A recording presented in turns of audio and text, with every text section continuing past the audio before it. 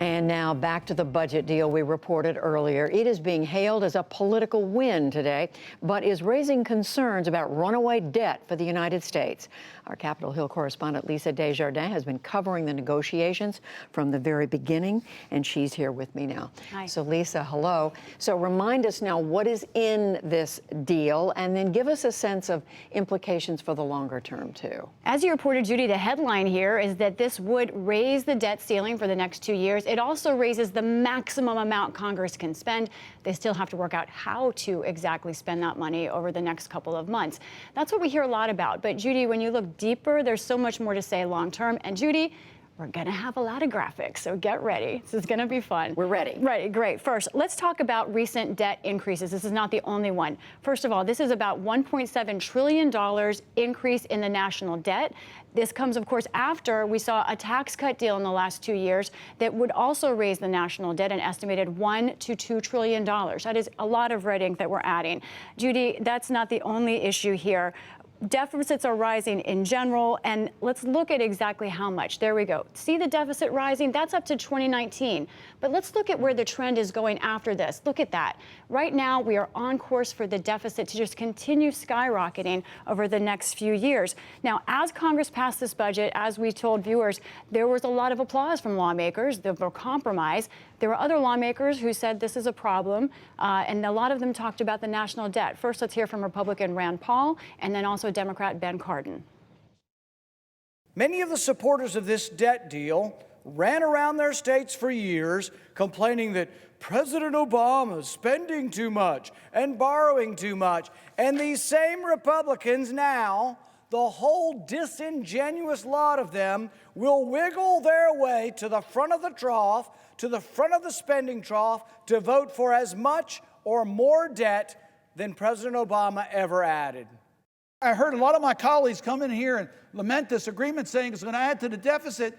Some of those are the same people who voted for the tax cut. Let's be direct about this.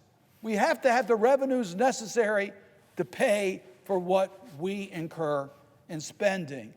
Judy, most of Congress voted for this, and they also complained about it. So it's almost like saying, we need to stop violence, and then immediately punching someone in the arm. Congress here is being hypocritical. So tell us, how much of a role does this deal play, this particular budget deal play, in getting that debt number up and up and up? This budget deal was about discretionary spending. It's called that because that's the only kind of spending that Congress really can change year to year. So let's look at the discretionary spending. This is what Congress controls. Look at, we'll show you a line right here. So discretionary spending has been going up and down, going up a little bit more here. The bigger budget problem, Judy, is called mandatory spending. It's a much larger percentage of the federal budget, but Congress does not control that. It is automatic spending, and it is largely two things: Social Security and Medicare. So let's look at those two. This is the spending on those two items right now, about around $1 trillion each. That's in now. In 10 years, let's look at the growth. Both of those, Medicare and Social Security, on trend to double or nearly double, and they're already one of the largest spending amounts, Judy. And if you look at this, Medicare, Judy, right now, it's on track to run through its trust fund in 7 years. So if lawmakers don't deal with this, benefits will be cut. So is anybody in Washington who has the ability to do something about this talking about it?